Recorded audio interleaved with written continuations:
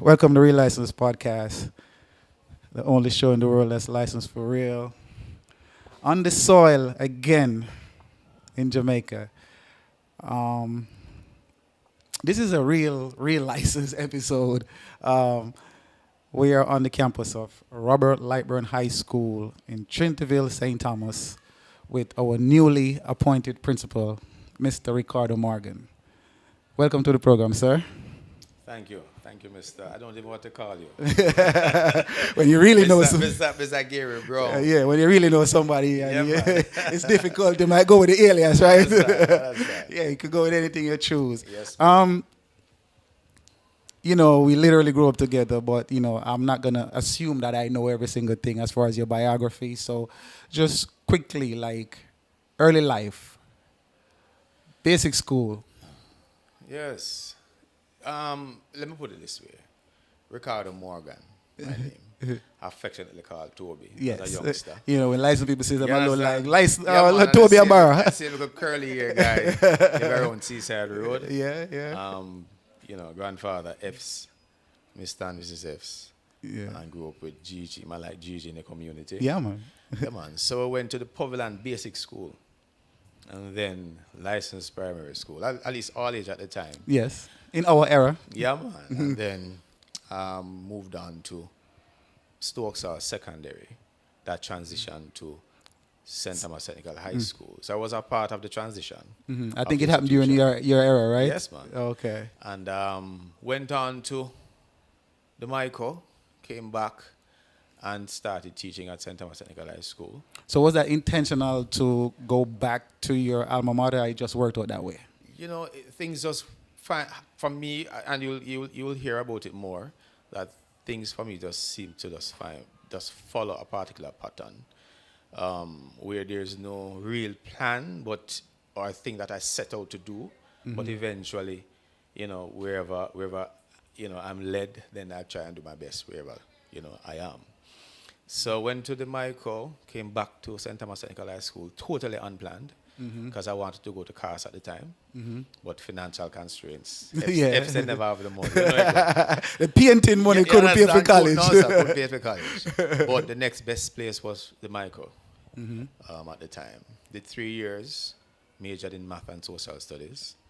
And this gentleman by the name of Dennis Clark was instrumental in terms of my getting into the Michael, and as well as my first job at St. Thomas Technical High School.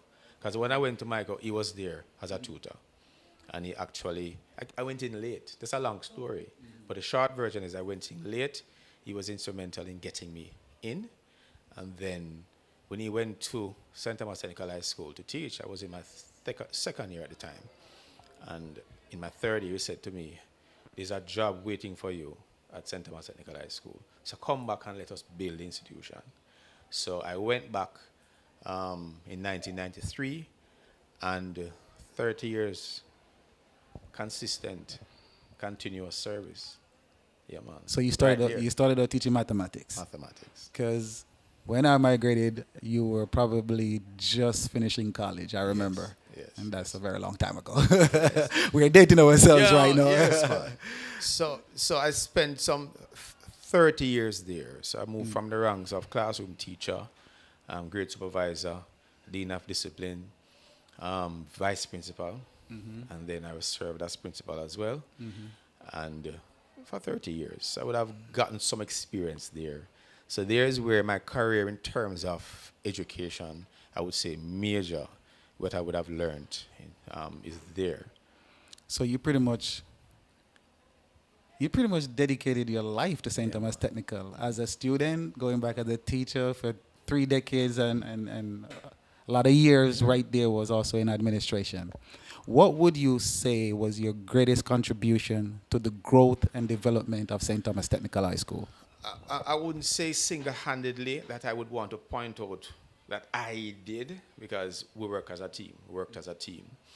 So I was a part of the team that, in terms of the sixth form implementation, I was there at the time and would have contributed significantly to that.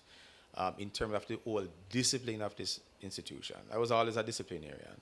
I just assumed the responsibility. And at the time, we had a number of gangs and a lot of unrest. And the situation, the school was unsettled at the time. And I would say, instrumental in getting things under control when I became Dean of Discipline, along with Betty Bryan Weber. God rest her soul, she passed away some years ago. But we worked together to transition the school from a place of, let's say, unsafe to a place where we would have gotten rid of the gangs, and now we can have teaching and learning in its fullest sense being implemented. And I would imagine being disciplinarian, people don't know your refereeing background, but we're going to talk a little bit more about that. That should help you to play a very major role in instilling discipline overall in a school system. Great. Being a person who enforces rules in a football game. It's true. But let me, you see, that gentleman by the name of Dennis Clark, while at St. Thomas Technical High School, he said to us young men at the time that we need to choose co-curricular activity to participate in. And some persons chose track and field, Pluggy, chose cricket. I remember him from Pluggy? Johnstown, yeah. Big up Pluggy. Yeah. Mr. Powell, Calvin Powell. Yeah. He chose cricket, and another gentleman chose netball, and I chose football, referee. And Mr. Clark gave us one day off per week to go and pursue that. So when I started refereeing, it's an interesting story. I don't know if you have time for it, but I didn't want to be a referee. Oh, okay. I would always consider myself a baller. There were shortcut days. Yeah, okay. Shortcut days. And just for context, you're going to hear some things you don't know what he's talking about. But Shark was a piece of land between Dalton Avenue and McCarthy Avenue. This is where we all used to play soccer as kids. Long story. Man. Yeah, man. So and I would have gotten better. I've been gone on to college and played for Michael. And I was playing for license at the time. And I did not want to be refereeing. So Mr. Alfred Pennant, at the time, he was my colleague and also the president for License FA. He said to me, come and sit in a seminar because they didn't have enough numbers. Just like that. And I went. I found it interesting because here am I playing a game that I didn't know much of. The intricacies of the rules. The rules. And so you know how to circumvent said rules. Having become aware of particular rules. Yeah. So there's where I started. And playing at the time, as I said, I didn't want to be a referee, but they came for me one summer and they convinced me that I could be a referee and play Division 1 football. So, and I started out like that. And within 3 years, I became a FIFA assistant referee. Yep. We're going to talk a little bit about that. We're going to talk a little bit about the FIFA career. But you have recently taken over this institution, Robert Lightbourne, as principal. What led you to Robert Lightbourne? What was the deciding factor to become principal at Robert Lightbourne? I guess is the call to serve. Honestly, I didn't see myself as a principal, but when I became vice principal and got the opportunity to be a principal, serving as a principal, and then I did the aspirant principal's course. It gave me some insight, and it made me realize that I could contribute more, and especially in my parish, St. Thomas. And when the opportunity came along, I considered it and decided to. Because having spent 30 years at St. Thomas Technical High School, I was like seasoned there. Everybody knew me. Yeah. And I was immersed in the community and I could have things my way, basically. Because you could do practically anything and get away with it. Yeah. Not saying anything illegal. Yeah. But transitioning here was just the opportunity to know that I could come and continue to contribute to the growth and development of St. Thomas. And in particular, Robert Lightbourne High School, which is an institution. If you look around and you see the perception of Robert Lightbourne High School that is here and what is on the road is totally different. Yes, because this is probably my third time being on this campus, and one of the times was at night. So my memory was a little sketchy. but it's a beautiful plant. I think the environment is perfect for learning. It's absolutely perfect for learning. And when you're going down, just do some footage of the where the school is located, nestled in the Niagara Valley here. We have the Blue Mountain Range around us. And coming to work in the morning is like you're at peace.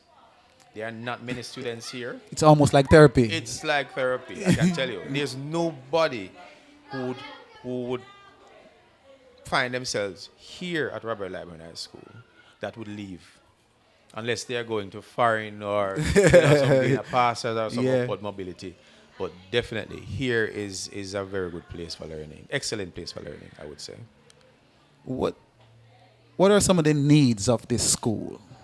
Well, the first need before we go to financial is the need for the perception to change.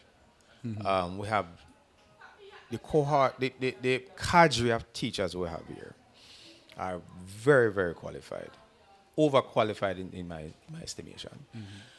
So we have persons with master's degree, and every single member of staff, teaching staff that is qualified to teach. All right. So we have that as something that there's no issue with. But the issue now is the perception that upper Coley not now go on upper Coley, and that is what we are going to be changing. Because even my mom referred to this school as Coley School. No, mash out that line, man. It is now Robert Lightbourne It is now High School. Robert Lightbourne High School. Purple pride of the East. Yes, I'm Purple donning my pride of the purple. East. Me too. I And knew you're where I was certainly coming. a purple. Right. Yeah. So that's one of the need is to change the perception. The other now is for us to get more students. And I'll look in the camera and say that the ministry place 10 plus 4, 1.5 times 10 to the 1, 14 students here for September. And we have a capacity of 700 students. That's our capacity. Now we're operating at 241. All right, we started out by 155 thereabout, but we with advocacy and people are learning and knowing about the institution. They are coming here to ensure that they continue their education. So right now, we have the lower school being underpopulated, severely underpopulated. Can you imagine 14 students in a school? And the ministry would have decided to do that. You notice I didn't respond because I was kind of shocked. Because where I'm coming from, I'm used to 1,500 students, and the first form cohort would be 250, 60. Now the entire population is 241. Yes. So you can imagine. But that in itself is, brings it, certain amount of challenges that we are dealing with. But that is the next thing that we know. We need to increase the numbers.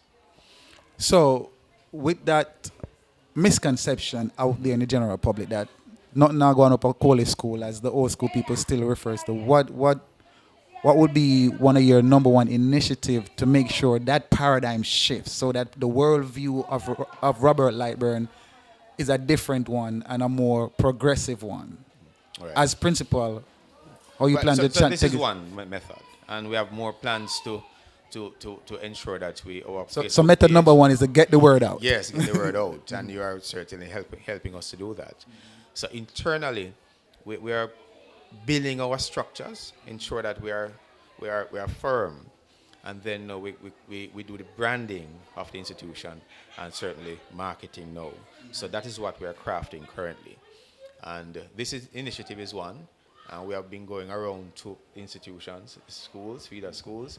We have been using each opportunity we get in terms of a community engagement to go and spread the word, let people in the immediate surroundings certainly know what is happening here. And we have been receiving some favorable responses. And so I have been going around, we, the team, we have been going around to particular communities and then, advertising, let people know what is happening.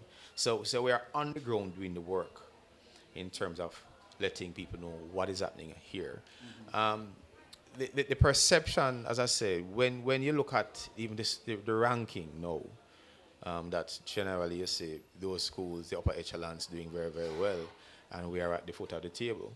But what you don't get, that data is really in one sitting. We don't get those students here, all right, from first form.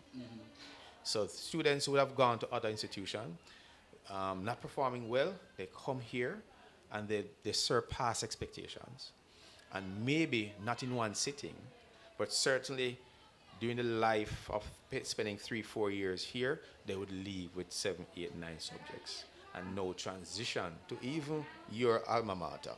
Yes. And doing very well there. So, but that is not captured in that data. So we have our own narrative and we have our own data to to be advertising and letting people know what is happening. Yeah, because I'm fully aware of how school spirit and patriotism to school work in Jamaica. It's almost cultish. Yes. And, it takes time and it takes work and serious branding. But I've been here for like several hours and I'm like, I know there are places in the world that would die to have this type. And my. the place is green, the place is clean, the school is beautiful. I think, what was really happening, what you just spoke about, is it's just, I don't know, misconceptions. Yes. And misconceptions come from a whole bunch Yes, of different yes, yes, things. You understand? Right. You know. So that is that's your tasks. I can't say that it has started with me. My presence here. I'm not here now since September 1, and it would have started. That's some what, time a ago. month and a half. A month and a half. It would have started some time ago. And when I came and what I saw, I was really impressed by the. When you talk about teachers who go beyond the call of duty, you don't know what that is until you see how the staff, how we operate here. I mean, it's like there's no child who would, let's say, come here and then leave without some measure of success. None. None. There's none. Okay, listen, it will get better. It has to get better. Yeah, man. So the staff is upbeat, and we're working towards greater things. Because here's my thing. Like I said, I know how school spirit works. You know me. I'm carpe diem till the casket drops. Yeah, However, before my alma mater, Marant Bay High School, I was born, and I was born Princess Margaret Hospital in St. Thomas. So I'm a parish person first, And come to school, you know what side of the fence I'm on. But yeah. I believe when the schools do well, the parishes do better. When the parish does well, the country does better. I think it's all interconnected. Certainly. You know what I mean? So it's one St. Thomas. Yes, man. Okay. I want to talk a little bit about your refereeing career. You talk a little bit about what inspired that. How many years were you a FIFA referee? Since 1998, and I retired in 2015. Oh, So 17 years. decades. Yeah, man. Yeah, A long decades time. plus. A decade plus. time. What was the highlight of your FIFA refereeing career? So many. Give me two. Well, let me just say this to you. Is that accidentally I became a referee. And why I became a FIFA referee was just you can learn some valuable things, And one is anything you do it to the best of your ability. All right? So you do the best with what you have, and them say, make God do the rest. So every single opportunity you get, make the best of it. So I remember as a youngster doing a third and fourth place under 13 game down by Springfield, and I was running up and down in the mud with these 12-year-old kids, and not knowing that the head of refereeing was there on the sideline watching.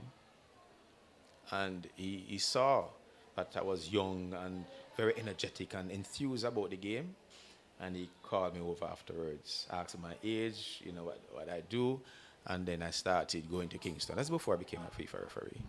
And, it started there. And I did the first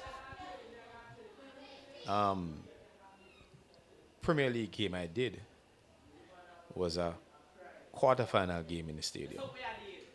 When I did the quarterfinal one year, it was 1996. They sent me back. They sent back his countryman. They want to see what all his countrymen stay. So in the stadium, I did this quarterfinals, and they sent me back. Age-old underestimation of the country people, You huh? understand? So went there and I did well. The following week, Sunday, they sent back for me again to say, I wonder if it's a fluke. And they did, exceed their expectation. And then it was semi-final time. Young boy, And I did a semi-final game in the stadium. And they called me back again to do another semi-final, another leg. So 4 games in the Premier League. Short period of time. And then the following year, they said, no, you're moving too fast. You couldn't get the finals. Slow down, country boy. So because anything you're doing, you do it to the best of your ability. And young, fit, energized, all of that thing. You're trying to learn as much as you can. And just going out there and watch the money. You're just doing what you need to do. And the following year, 1997, full season of Premier League. I don't know if I should be able to say this, because normally you'd have to do at least 2 years to be considered on the FIFA list. And 1998, I was promoted. I have a story for you. Yes, man. I can't remember what year. Can't remember what game. Yeah. My phone was going off. Yes. One of our friends, big ups to Dean. Boy, turn on your TV. I was like, okay. I can't remember what, it was an international game though. Yeah, man. It was, and I can't remember what game it was. I want to say it was a CONCACAF game. Yeah. And I was like, yo, look at our boy. So during that time, brother, if when I just started, I put it this way: I've not been on 2 continents, Which 2 are those? Australia and Antarctica. But name it, I've been there multiple times. And and then you'd have learned things as you go along, but not as an international referee. I share this story with you. And I say everything you do, be consistent with it. I remember doing a local game at Arnett Gardens and Tivoli. Yeah, man. If you know about the rival between Arnett and Tivoli, you would know. Better you than me. So, and Edward Seaga at the time was standing, always sits with Seaga, with Tivoli. Mm-hmm. So I was in front of Tivoli's bench, operating on the line.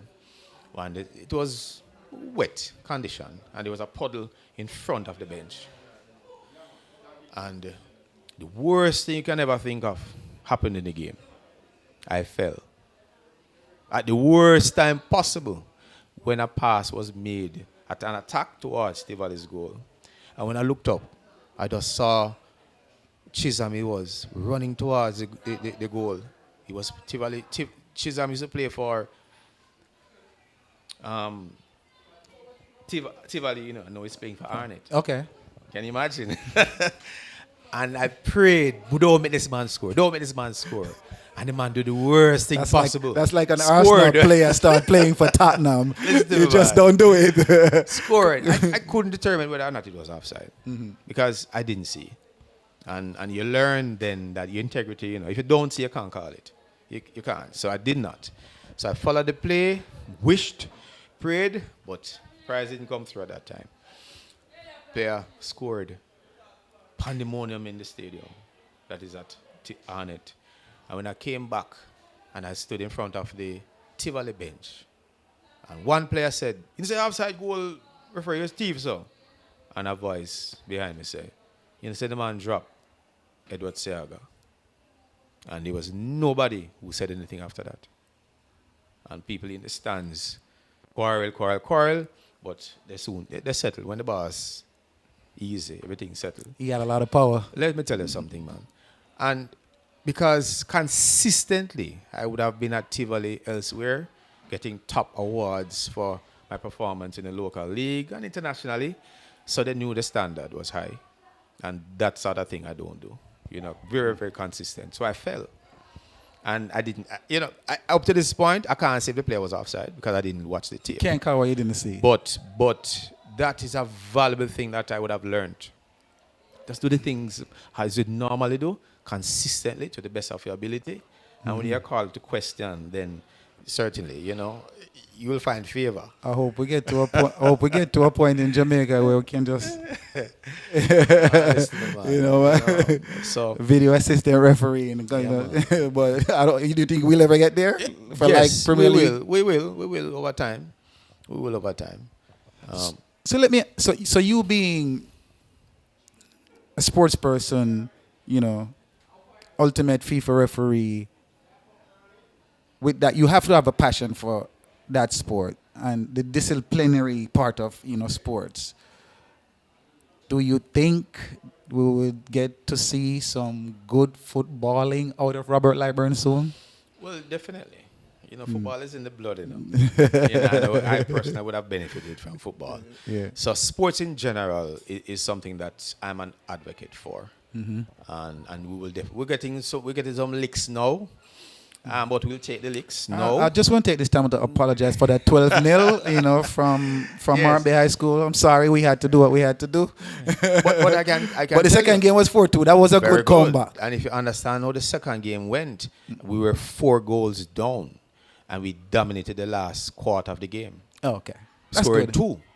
And you guys didn't respond, and you guys Yeah. were quarreling, I'm told, on the pitch based on how we're playing. But we're getting there. I just get the scores. I'm on the other side of the ocean. So we're getting there, and with consistency, with doing the groundwork and changing the perception of the players here, our students here, because they are students first, and athletes afterwards. So we have to now continue to build the brand, build the confidence, because it's difficult to coach a team that has no history of winning. So they're already losing psychologically. Right. So it's a totally different concept, and it's something that even the coaches will have to learn how to take it on. So we are currently crafting the program for consistency in terms of building and building and building and building, starting from young and building the self-confidence. So what it needs is consistency from us as administrators. I wish you had it in your And budget for a sports psychologist, but Right. that's far-fetched. Perfect. And you'd have asked about the needs, and financially too, we are really in need of support in terms of financial support. There's a lot of things for us to do, and we are funded based on the number of students. Can you imagine? How do we compete with a Markby High School that has 1,200 and getting $19,000 per student at that level, as against 241 with the same $1,900 being funded by the government? Apples and oranges. So and then now we are expected to maintain the plan to use 10% of the budget to fund sports, which we have to do. And so it's the other avenues now of fundraising activities. But how much funds you can raise with 241 students? So we have to think wider. So plans are afoot to ensure that we get the community involved, we get past students involved, and then we do our own branding and promoting, so people know, can come in and contribute. Listen, you have your work cut out for you. Yeah. I wish you all the best. You know me, I'm a parish person, one St. Thomas, I already know. When it comes to school, you know where I'm at. Right. But it's not always about school. It's about parish. It's about country. It's about region. You understand what I'm saying? And I have, for some strange reason, I feel like in the next couple of years, You will definitely hear about the Purple Pride of the East. the purple Pride of the purple East. pride of the East, That's where we're at. Robert Lightbourne High School. Okay? And this is a new principal, Mr. Ricardo Morgan. Thanks for being on the program, sir. Yeah, man. Enough respect, man. All right. License Against the all barrel? day. Yeah, of course, all day, man. Certain things don't change. All All right, this was a real license episode, for real, all right? Please make sure you subscribe to the channel. We got a lot more coming from different parts of the world, St. Thomas people all over the world, okay? Stay tuned, all right? We out.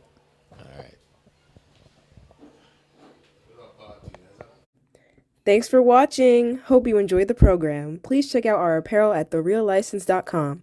And remember to like, share, and subscribe to the channel. It doesn't cost any money unless you're just acting funny. Haha, you hear what my baby said.